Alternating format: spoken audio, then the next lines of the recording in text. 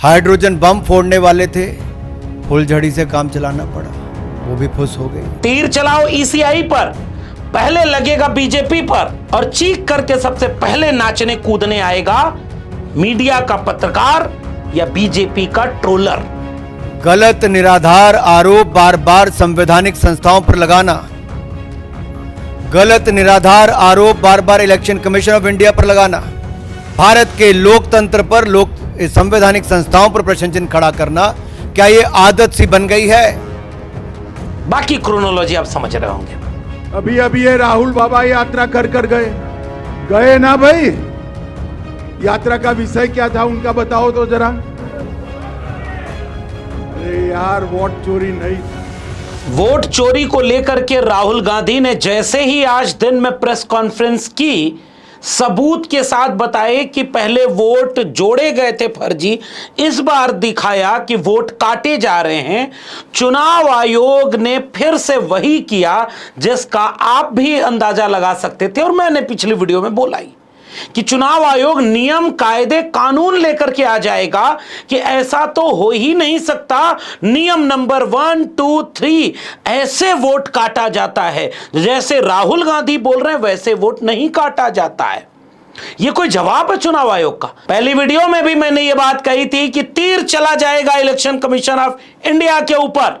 वो तो एक दो ट्वीट करेगा, पता नहीं बाद में प्रेस कॉन्फ्रेंस करेगा कि नहीं करेगा, लेकिन पहले डिफेंस करने आ जाएगा इलेक्शन कमीशन ऑफ इंडिया का बीजेपी का नेता, और बीजेपी का नेता प्रेस कॉन्फ्रेंस करने आ गया। हाइड्रोजन बम फोड़ने वाले थे, फुलझड़ी से काम चलाना पड़ा, वो भी फुस हो गई। राहुल गांधी के सवालों पर जवाब देते हुए अनुराग ठाकुर फिर से आ गए। ये वही अनुराग ठाकुर हैं जिसने पिछली बार जब प्रेस कॉन्फ्रेंस की तो थोड़ी सी चूक हो गई कि अंदर की बात बाहर आ गई। जो टैली करने में 6 महीने राहुल गांधी को लगे थे, अनुराग ठाकुर ने चंद घंटों में उन 5-7 लोगों का, जैसे अखिलेश यादव, राहुल गांधी, प्रियंका गांधी और स्टालिन, इस तरह के तमाम नेताओं के कॉन्स्टिट्यूंसी में कैसे नाम जोड़े गए इसको लेकर के बता दिया उन्होंने। और फिर पूरा देश पूछ रहा था कि हलफनामा देना होगा वरना देश से माफी मांगनी होगी। कहने वाले मुख्य चुनाव आयुक्त ने अनुराग ठाकुर से हलफनामा आज तक क्यों नहीं मांगा? भारतीय जनता पार्टी ने उस पूरे मुद्दे पर अनुराग ठाकुर की दोबारा प्रेस कॉन्फ्रेंस क्यों नहीं कराई? हलफनामा क्यों नहीं दिया? राहुल गांधी, अखिलेश यादव, प्रियंका गांधी, स्टालिन, अभिषेक बनर्जी, इनके ऊपर जो इनकी कॉन्स्टिट्यूंसी में जो अनुराग ठाकुर ने आरोप लगाए थे, इसका हुआ क्या? आप भी भूल गए होंगे। यही है इस देश का लोकतंत्र। आज राहुल गांधी ने जैसे ही कर्नाटक के अलंद का मामला उठाया कि 6000 से ज्यादा वोटरों को सिस्टमेटिक ढंग से सॉफ्टवेयर का इस्तेमाल करके उसको वोट काटने का काम किया गया, और जिनका वोटर लिस्ट से नाम काटा गया या जिनके नाम पर काटा गया, उनमें से कई सबूत लेकर के प्रेस के सामने खड़ा कर दिया। भाजपा वाले इसका जवाब नहीं देंगे और चुनाव आयोग नियम बता रहा है। जैसे चुनाव आयोग ने क्या बताया? चुनाव आयोग ने बताया कि गलत बोल रहे हैं, झूठ बोल रहे हैं राहुल गांधी। पहला जवाब चुनाव आयोग का। दूसरा जवाब चुनाव आयोग क्या दे रहा है कि ऑनलाइन किसी का भी वोट काटा नहीं जा सकता बिना उस व्यक्ति के मर्जी के, इसलिए राहुल गांधी गलत बोल रहे हैं। तीसरा जवाब कि जब वोट काटा जाता है तो पहले एक मौका दिया जाता है जिसका वोट काटा जा रहा है कि वह इफेक्टेड पर्सन जो है वो अपना पक्ष भी रखे, यह भी नियम कहता है। चौथा जवाब चुनाव आयोग यह दे रहा है कि अलंद असेंबली कॉन्स्टिट्यूएंसी में जो फॉल्स वोटर लिस्ट से नाम काटे जा रहे थे, यह हमें पकड़ में आ गया, इसलिए एफआईआर दर्ज हुआ। इलेक्शन कमीशन ने खुद इन्वेस्टिगेशन के लिए अथॉरिटीज को बोला। यह बात तो राहुल गांधी ने खुद बोला भी कि एफआईआर दर्ज कब हुआ, और उसके बाद 18 महीने में 18 बार चिट्ठी लिखी, जो आंकड़े मांगे वो क्यों नहीं दे रहे? इसका जवाब चुनाव आयोग ने नहीं दिया। और चुनाव आयोग ने एक और बात कही कि इस कॉन्स्टिट्यूएंसी से 2018 में बीजेपी जीती थी और 2023 में कांग्रेस जीत गई। अब जरा सिलसिलेवार इस मामले को समझते हैं। क्या राहुल गांधी को यह नहीं पता है कि वोटर लिस्ट से नाम काटे कैसे जाते हैं, इसका नियम क्या है? लेकिन नियम पालन कितना हो रहा है, यही तो आरोप है। चुनाव आयोग ने इसका जवाब क्यों नहीं दिया कि भाई नियम तो सबको पता है कि वोटर लिस्ट से नाम काटे जा रहे हैं, लेकिन क्या चुनाव आयोग को नहीं पता कि जब अखिलेश यादव ने 18,000 एफिडेविट दिए, आज तक उसका क्यों नहीं आपने कोई जवाब दिया? राहुल गांधी ने यही तो पूछा कि इतने लोगों के नाम सॉफ्टवेयर डेवलप करके कैसे काटे जा रहे थे, इस पर क्यों नहीं जांच करो? आप नियम गिनाते हो कि बिना इस प्रक्रिया के स्टेप 1, स्टेप 2, स्टेप 3 ये तो ऑन पेपर है ना, रियलिटी में जमीन पर क्या है। पहले मैं चाहता हूं कि राहुल गांधी को तो आपने सुन लिया है, अखिलेश यादव को सुनिए कि वो कह रहे हैं कि वोटर लिस्ट से नाम काटे गए, हलफनामा हमने दिया, फिर क्यों इस पर चुनाव आयोग ने आज तक कोई जवाब नहीं दिया। जरा जवाब देना, पहले सुनो अखिलेश यादव को। जिस समय मुझे नोटिस मिला था, नोटिस के समय के अंदर अपने वर्कर्स से सहयोग लेकर के एक्सरसाइज कर करके उतने कम समय में हम 18,000 ही एफिडेविट बनवा सके। समय अगर हमारे पास और होता तो शायद एफिडेविट और मैं बना सकता था, लेकिन 18,000 एफिडेविट देने के बाद भी अगर कार्रवाई नहीं हुई है तो कौन भरोसा करेगा इलेक्शन कमीशन का। चुनाव और जो बाई इलेक्शन देखा हमने आपने, वो सामान्य चोरी नहीं थी, वो डकैती थी।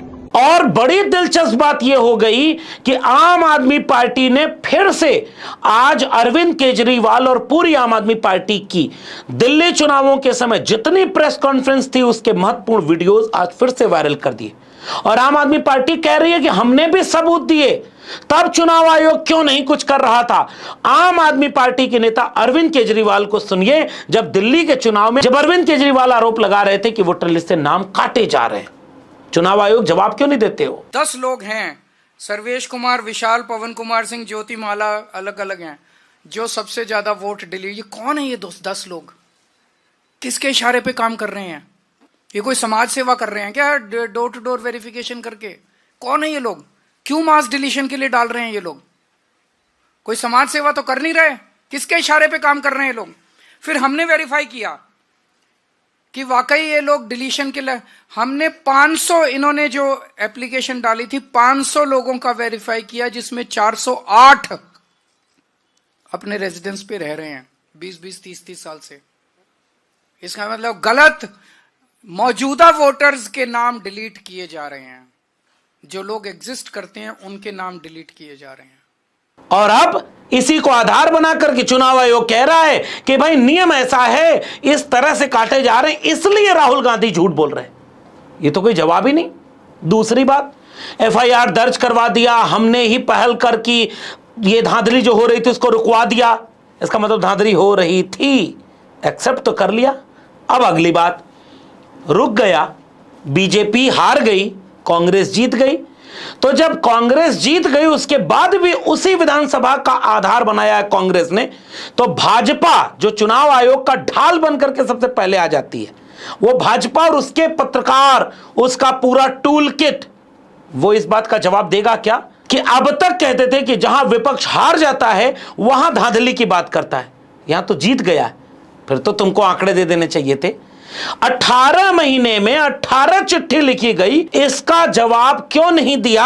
अब जरा इन चिट्ठियों को गौर से अपनी स्क्रीन पर देखिए। इन चिट्ठियों को गौर से स्क्रीन पर देखते हुए आपको समझ में आ जाएगा कि ये वे चिट्ठियां हैं जिसमें सीआईडी की चिट्ठी भी है, फिर कर्नाटक के राज्य निर्वाचन आयोग की भी चिट्ठी है। और चुनाव आयोग कह रहा है कि हमने उनको जवाब दे दिया, मोबाइल नंबर प्रोवाइड करा दिए थे, हमने उस तरह के और भी डेटा दे दिए, लेकिन सारे डेटा क्यों नहीं दिया।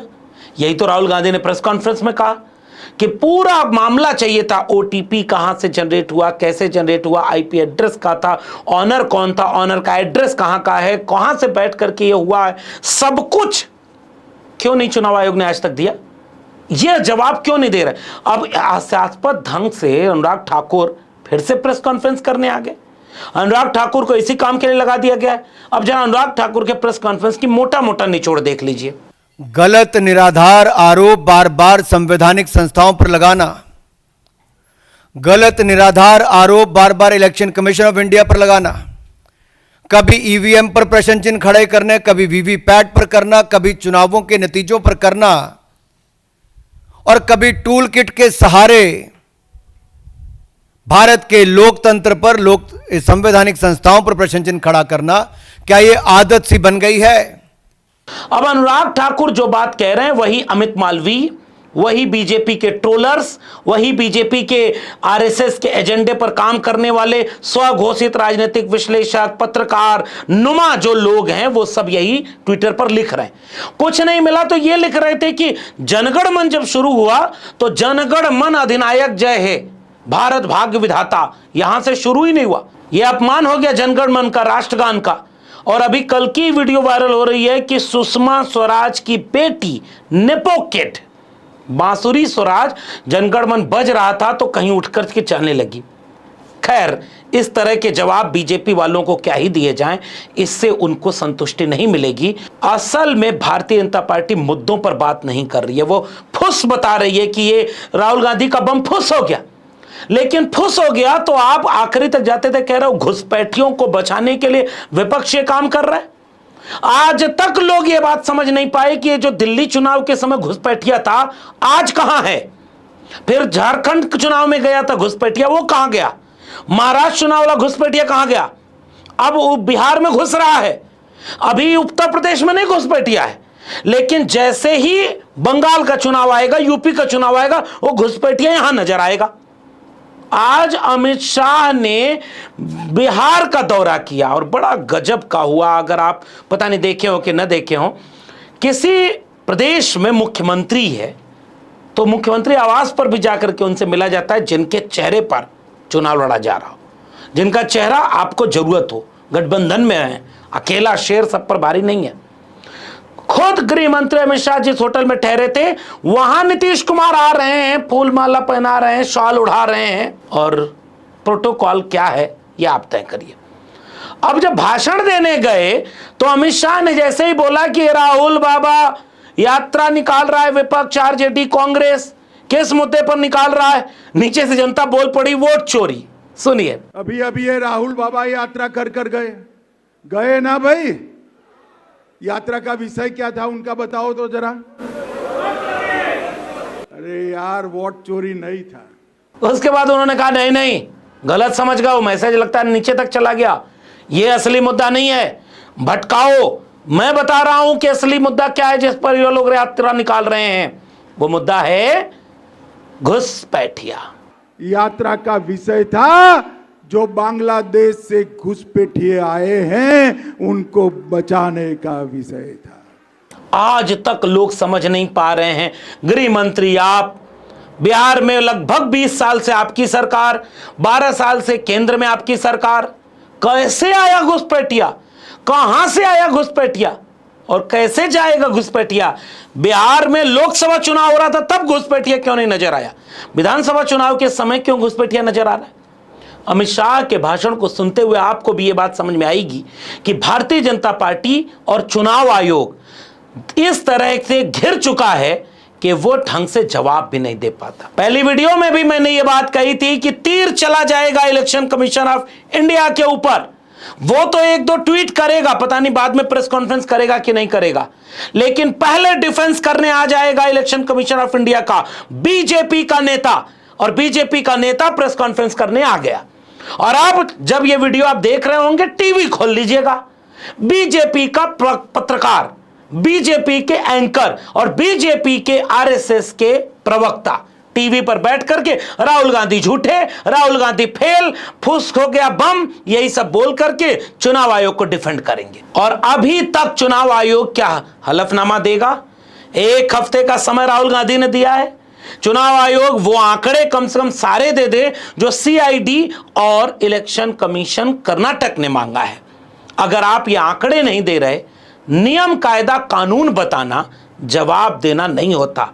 उसी बिहार में लोगों के वोट काटे गए, जवाब राहुल गांधी को पूरा पूरा देना होगा। ईसीआई महोदय, राहुल गांधी के साथ अखिलेश यादव और अरविंद केजरीवाल का भी जवाब देना होगा, और अगर आप जवाब नहीं देंगे तो जनता जवाब देगी। बाकी बीजेपी को जब कुछ नहीं समझ में आता है तो वो इस बात पर ट्रोल करने के लिए ट्रोल आर्मी को टूल किट बनाकर उतार देती है कि कैसे राहुल गांधी ने कहा लोकतंत्र बचाना मेरा काम नहीं है। एक बात आज जो राहुल जी ने बातों में मान ली और अपने जवाब में कहा, वो कहते कहते हाइड्रोजन बम एक तरह से फोड़ गए अपने ऊपर ही। वो कहते मैं लोकतंत्र बचाने नहीं आया। राहुल जी कहते हैं लोकतंत्र को बर्बाद करने की तैयारी है क्या?